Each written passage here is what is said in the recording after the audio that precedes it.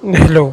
आज हम लोग बात करने वाले हैं हाइड्रोट्रोपिक डीजनरेशन या क्लाउडी स्विलिंग के बारे में। तो ये जनरली क्या है, एक्चुअली ये जो एक तरह का रिवर्सिबल इंजरी का पार्ट है, या रिवर्सिबल इंजरी का हम लोग क्या बोल सकते हैं, टाइप्स हैं। क्लियर है?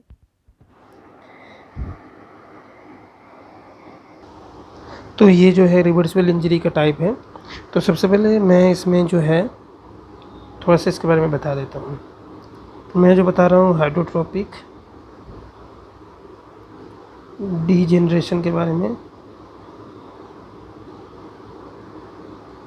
जो कि क्लाउडी स्वेलिंग के नाम से भी जाना जाता है। क्लियर है? अब ये एक तरह का इरिवर्सिबल इंजरी है, रिवर्सिबल सेल इंजरी है। अब जैसे कि ये रिवर्सिबल सेल इंजरी है, तो हम लोग इसको बोल सकते हैं कि ये जो है कम समय के लिए, मतलब माइल्ड इंजरी से होता है, ठीक है, और कम समय के लिए होता है।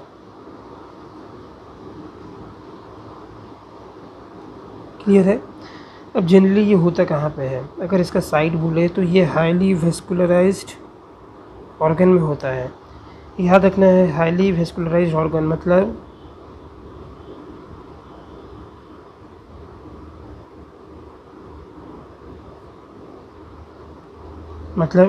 कहाँ कहाँ हो सकता है। तो जनरली जैसे कि एग्ज़ाम्पल दे रहा हूँ, जैसे कि ये लीवर में हो सकता है, किडनी में हो सकता है, ठीक है, ये इसके साइड्स है। अब मेनली ये किस कारण से हो सकता है, कॉजेज़ क्या है? तो कॉजेज़ जो है जनरली, जैसा कि मैंने बताया, ये ड्यू टू सेल इंजरी होता है, ड्यू टू माइल्ड, ठीक है ना, mild cell injury for short duration of time.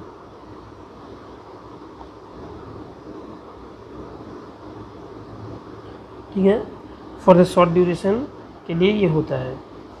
Next इसके बारे में देखिए, पैथोजेनेसिस कैसे होता है। शॉर्ट एक पैथोजेनेसिस में बता रहा हूँ ये कैसे हो सकता है।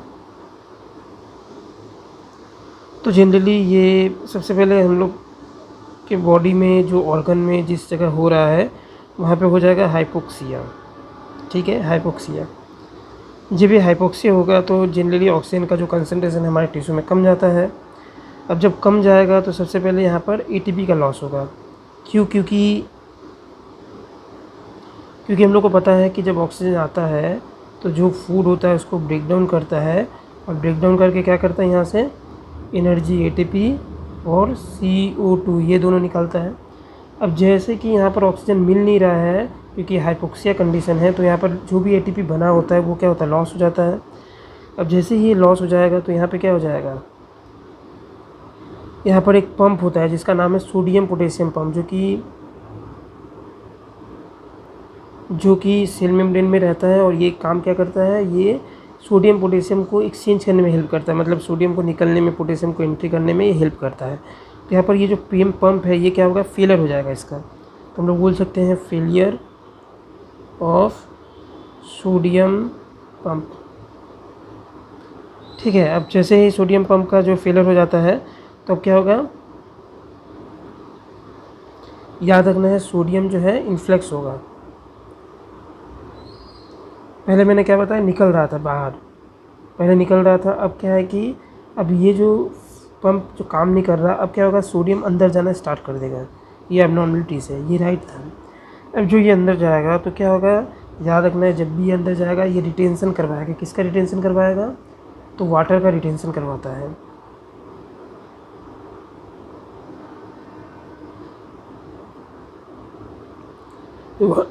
वाटर का ये रिटेंशन करवाएगा, क्योंकि यहाँ पर क्या हो रहा है, एंडोस्मोसिस हो रहा है, आप लोगों ने पढ़ा होगा। अभी एंडोस्मोसिस जैसा हो रहा है, जैसे ही ये वाटर रिटेंशन अंदर घुसेगा तो क्या होगा, सेल में हम लोग को स्वेलिंग देखने को मिलेगा। तो मैंने कॉजेज़ क्या बताया, सबसे पहले हाइपोक्सिया होगा। अब उसमें क्या होगा, लॉस ऑफ एटीपी होगा। लॉस ऑफ एटीपी होगा तो सोडियम जो है एनर्जी से चलता है, अब उसका काम नहीं होगा क्योंकि ये सोडियम जो पंप है अब वो बंद हो जाएगा। जैसे ही बंद हो जाएगा तो सोडियम का इन्फ्लक्स होगा, जब इसका इन्फ्लक्स होगा तो वाटर का डिटेंशन होगा, और वाटर का डिटेंशन होगा तो क्या हो जाएगा, हमारा सेल का स्वेलिंग हो जाएगा। ये है कारण हमारा हाइड्रोट्रोपिक डिजेनरेशन या क्लाउडी स्वेलिंग का। अब यहाँ पर हम लोग देखेंगे कि क्या हम लोग को अगर हम लोग उस सेल या टिश्यू को एग्जामिन करते हैं तो क्या हम लोग को देखने को मिलेगा।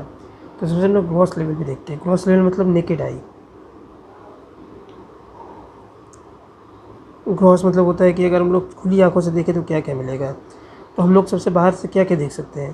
पहला तो साइज़ देख सकते हैं, शेप देख सकते हैं, कलर देख सकते हैं, उसको टच करके उसका कंसिस्टेंसी को चेक कर सकते हैं, और लास्ट वन क्या कर सकते हैं, उसको कट सेक्शन करके देख सकते हैं। तो देखो क्या है, साइज हो गया, शेप हो गया, कलर हो गया, कंसिस्टेंसी हो गया एंड कट सेक्शन। साइज क्या होगा, फूल जाएगा तो हम लोग बोलेंगे सोलन। उसका शेप क्या हो जाएगा, स्मूथ हो जाएगा। पहले अगर सेल इस तरह से था तो जब बड़ा हो जाएगा तो क्या होगा, पूरा टाइट हो जाएगा। ये क्या हो जाएगा, स्मूथ हो जाएगा। कलर कैसा होगा, पेल ब्लडलेस हो जाएगा। इसलिए हम लोग क्लाउडी बोले ना, क्लाउडी मतलब वाइट हो जाएगा। कंसिस्टेंसी कैसा होगा, तो वो होगा सॉफ्ट। और अगर हम लोग इसको काट करके देखेंगे, इस तरह से काट करके देखेंगे तो बल्जिंग दिखेगा। बल्जिंग मतलब कहीं कहीं बल्ज फूला हुआ दिखेगा। ओके, अब देखते हैं माइक्रोस्कोपी में क्या है।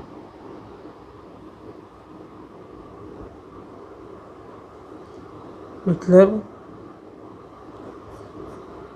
फ्रॉम माइक्रोस्कोप, तो इसमें हम लोग को दो चीज़ देखना है। एक है सेल्स का कंडीशन और दूसरा क्या है, स्ट्रोमा।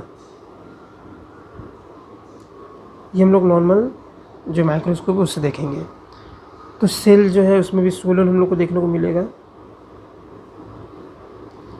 साथ ही साथ इसका मेम्ब्रेन इंटैक्ट रहेगा क्योंकि रिवर्सिबल है, याद है मैंने बताया पिछले वीडियो में।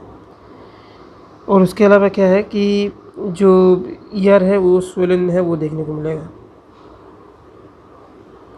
जबकि स्ट्रोमा जो है ये क्या करेगा, compressed capillary.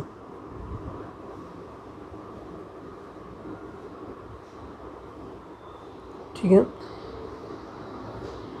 Endoplasmic reticulum,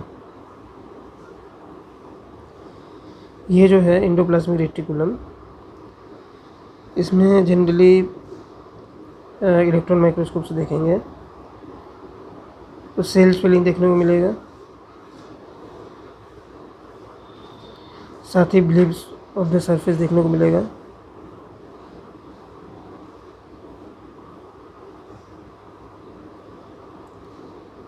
next, loss of microvilli.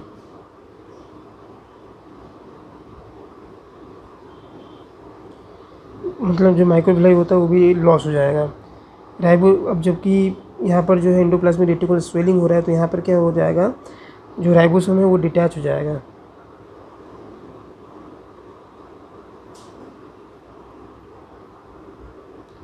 Ribosome detach हो जाएगा। और इसके अलावा माइटोकॉन्ड्रिया जो है, माइटोकॉन्ड्रिया भी है जो एंडोप्लाज्मिक रेटिकुलम, उसमें भी स्वेलिंग देखने को मिलेगा। ठीक है ना। तो ये हो गया हमारा जो है जनरली जो हाइड्रोट्रोपिक जनरेशन या क्लाउडी स्वेलिंग में जो देखने को मिलता है चेंजेस। तो मैं एक बार और रिवाइज कर देता हूँ। सबसे पहले हाइड्रोट्रोपिक डिजेनरेशन जो होता है इसको मैं मेन कॉपी से दिखा देता हूँ।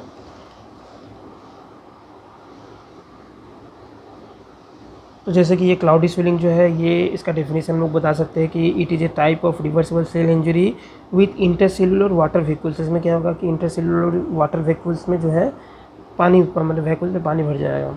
इसका जो कॉजेस है ये क्या है, ड्यू टू सेल इंजरी होगा जो कि माइल्ड और शॉर्ट ड्यूरेशन के लिए होता है। पैथोजन इसमें हाइपोक्सिया होगा, लॉस ऑफ एटीपी होगा, फेलियर ऑफ एनी पंप होगा, सोडियम एंड वाटर इन्फ्लक्स होगा, सेल स्वेलिंग हो जाएगा। कौन सा जगह पे होता है, तो ये हाईली स्पेशलाइज्ड ऑर्गन में होता है, लाइक लीवर एंड किडनी में होगा।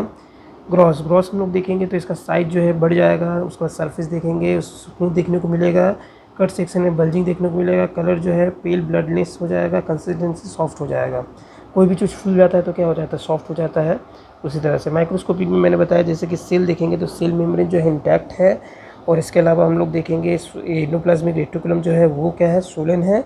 सेल तो खुद ही सोलन है, स्वेल हो चुका है। स्ट्रोमा जो है ये कंप्रेस्ड कैपिलरी देखने को मिलेगा इसमें, क्योंकि वो जब फूल जाता है ना तो कंप्रेस करने लगता है। कैपिलरीज को क्या करेगा, कंप्रेस करेगा, क्योंकि जिस जगह में रहेगा वो क्या करेगा, कंप्रेस करेगा, जगह एक्स्ट्रा जगह लेगा, एक एक्स्ट्रा स्पेस ऑक्यूपाई करेगा। तो क्या करेगा, अपने आसपास के जो कैपिलरीज है उसको क्या करेगा, वो कंप्रेस करेगा। नेक्स्ट है ईएम। ईएम मतलब है ईएम मतलब क्या है, इलेक्ट्रॉन माइक्रोस्कोप। इलेक्ट्रॉन माइक्रोस्कोप से देखेंगे तो ये अल्ट्रा स्ट्रक्चर जो है सेल स्वेलिंग देखने को मिलेगा। सरफेस में क्या देखने को, ब्लीबिंग देखने को मिलेगा, इस तरह से ब्लीबिंग देखने को मिलेगा, ये इलेक्ट्रॉन माइक्रोस्कोप से देखने को मिलेगा। अब यहाँ पर माइक्रोविलाई का क्या है, लॉस हो जाता है। राइबोसोम जो है जो लगा रहता था एंडोप्लाज्मिक रेटिकुलम से वो डिटैच हो जाएगा, और माइटोकॉन्ड्रिया और एंडोप्लाज्मिक रेटिकुलम वो तो स्वैलन हो ही जाएगा, इसी वजह से ये डिटैच हो जाता है। तो जो भी हम लोग ऑर्गेनेल्स की स्टडी करेंगे ब्लेब फॉर्मेशन का, वो हम लोग माइक्रोस्कोपिक लेवल से करते हैं। अब इसका थोड़ा क्लिनिकल देख लेते हैं एक्स्ट्रा नॉलेज के लिए। क्लिनिकल में जैसे लीवर में हिपैटोमेगली जो होता है और जो जॉन्डिस होता है ये इसी के कारण ही होता है। इसमें होता क्या है, बाइल जो कैनेलकुलाई है उससे क्या होता है, ऑक्लूजन हो जाता है, बाइल स्टोन बोलते हैं इसको। बाइल स्टोन से ऑक्लूजन होने की वजह से क्या होता है, हिपैटोमेगली या जॉन्डिस देखने को मिलता है। इसमें लीवर का साइज स्वॉलन हो जाता है, बढ़ जाता है। और इंटेस्टाइन में डायरिया जो होता है वो भी इसी के कारण ही होता है। अब इसका फेट क्या है, तो इफ़ द कॉज रिमूव, अगर इस कॉज को रिमूव कर देते हैं तो सेल जो है अपने जो नॉर्मल कंडीशन है उसमें वो लौट आता है। अगर ये नहीं लेके आते हैं, अगर हम लोग इसी चीज़ को, जो यहाँ पर जो शॉर्ट ड्यूरेशन जो था, ये जो आपको दिख रहा था जो मैंने बताया माइल्ड और शॉर्ट ड्यूरेशन के लिए जो था, अगर हम लोग इसको टाइम को बढ़ा के रखते हैं, मतलब लॉन्ग ड्यूरेशन के लिए, और माइल्ड से अगर इसको मॉडरेट रखते हैं, सीवियर रखते हैं, तो क्या हो जाएगा, तब ये जो है ठीक नहीं होगा। और ये जब ठीक नहीं होगा तो क्या हो जाएगा, नेक्रोसिस, ठीक है, सेल डेथ हो जाएगा।